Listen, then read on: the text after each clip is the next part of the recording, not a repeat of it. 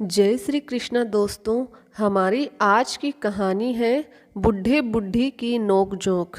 इन 60-65 साल के uncle aunty का झगड़ा ही खत्म नहीं होता।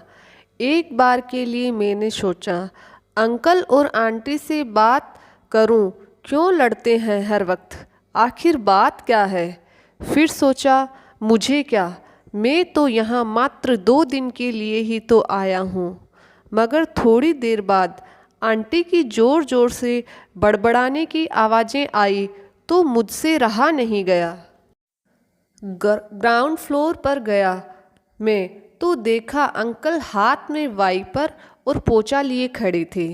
मुझे देखकर मुस्कुराए और फिर फर्श की सफाई में लग गए। अंदर किचन में आंटी के बड़बड़ाने की आवाज़ें अब भी आ रही थी।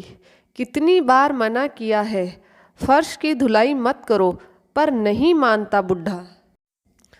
मैंने पूछा अंकल क्यों करते हैं आप फर्श की धुलाई, जब आंटी मना करती है तो।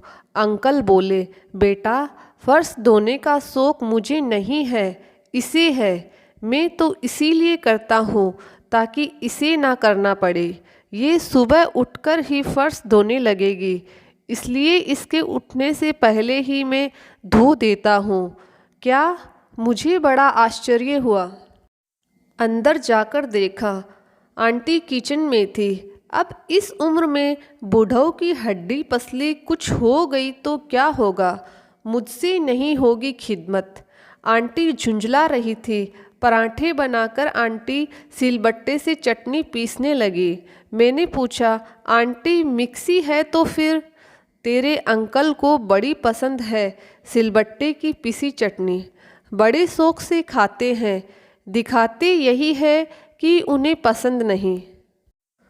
उधर अंकल भी नहा धोकर फ्री हो गए। उनकी आवाज़ मेरे कानों में पड़ी, बेटा इस बुढ़िया से पूछ रोज़ाना मेरे सैंडल कहाँ छिपा देती है। मैं ढूंढता हूँ और इसको बड़ा मज़ा आता है मुझे ऐसे देखकर। मैंने आंटी को देखा, वो कप में चाय उड़ेलते हुए मुस्कुराई और बोली हाँ मैं ही छिपाती हूँ सैंडल, ताकि सर्दी में ये जूते पहनकर ही बाहर जाएं। देखा नहीं कैसी उंगलियां सूज जाती हैं इनकी। हम तीनों साथ में नाश्ता करने लगे। इस नोक झोंक के पीछे छिपे प्यार को देखकर मुझे बड़ा अच्छा लग रहा था। नाश्ते के दौरान भी बहस चली दोनों की। अंकल बोले थैला दे दो मुझे, सब्जी ले आऊं। नहीं कोई ज़रूरत नहीं, थैला भर भर कर सड़ी गली सब्जी लाने की।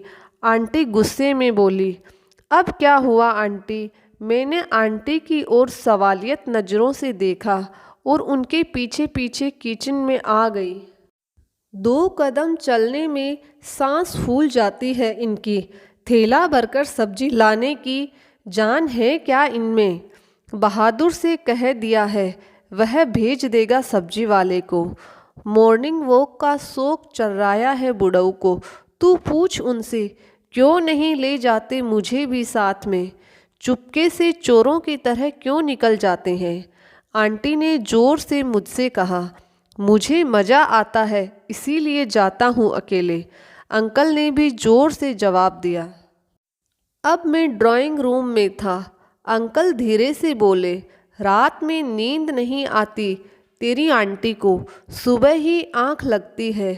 कैसे जगा दूँ चैन की गहरी नींद से इसे, इसीलिए चला जाता हूँ गेट बाहर से बंद करके।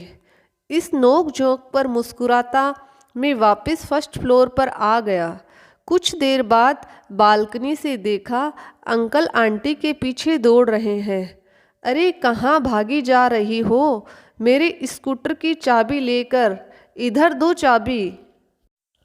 हाँ नज़र आता नहीं, पर स्कूटर चलाएंगे, कोई ज़रूरत नहीं, ओला कैब कर लेंगे हम। आंटी चिल्ला रही थी ओला कैब वाला किडनैप कर लेगा तुझे बुढ़िया। हाँ कर ले, तुम्हें तो सुकून हो ही जाएगा।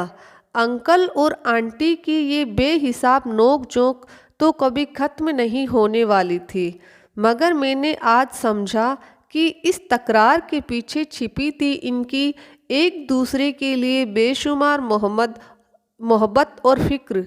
मैंने आज समझा था कि प्यार वो नहीं जो कोई कर रहा है, प्यार वो है जो कोई निभा रहा है।